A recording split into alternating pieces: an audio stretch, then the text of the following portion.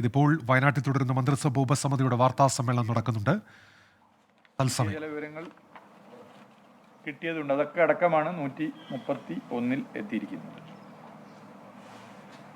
138 നിന്നാണ് 131 എത്തിയിരിക്കുന്നത്. അതിൽ കൂടുതൽ missing zone 1, zone 2, zone 3 Punchirimattam, ഉണ്ടക്കെ, സ്കൂൾ റോഡ് ഇവിടെയാണ് മഹാഭൂരിപക്ഷം മിസ്സിംഗ് കേസുള്ളത്.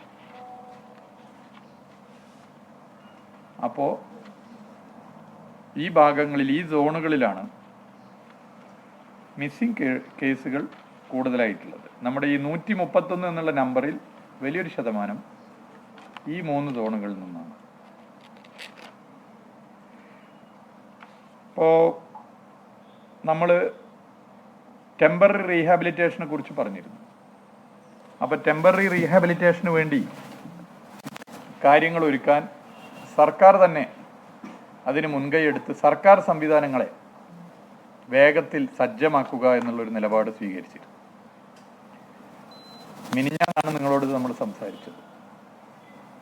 അപ്പോൾ സർക്കാർ തന്നെ ഇതിനൊരു സംവിധാനം കൊണ്ടുവന്നാൽ അതൊരു മാതൃകയായി പിന്നെ വ്യക്തികളും അതുപോലെ തന്നെ മറ്റുള്ളവരും അതിന് സ്വകാര്യ സ്ഥാപനങ്ങളൊക്കെ തയ്യാറായി വരും.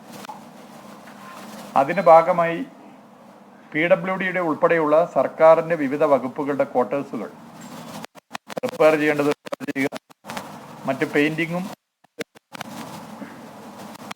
വ്യക്തത വരുത്തേണ്ട ചില കാര്യങ്ങളുണ്ട്. അതുപോലെ തന്നെ അതിൻ്റെ മറ്റ് പരിസരം വൃത്തിയാക്കൽ ഉൾപ്പെടെയുള്ള കാര്യങ്ങളുണ്ട്. ഇതൊക്കെ വേഗത്തിലാക്കുക എന്നുള്ള നിലപാട് 27 പൊതുമരാമത്ത് വകുപ്പിന്റെ ക്വാർട്ടേഴ്സുകളാണ് അങ്ങനെ കണ്ടെത്തിയത്.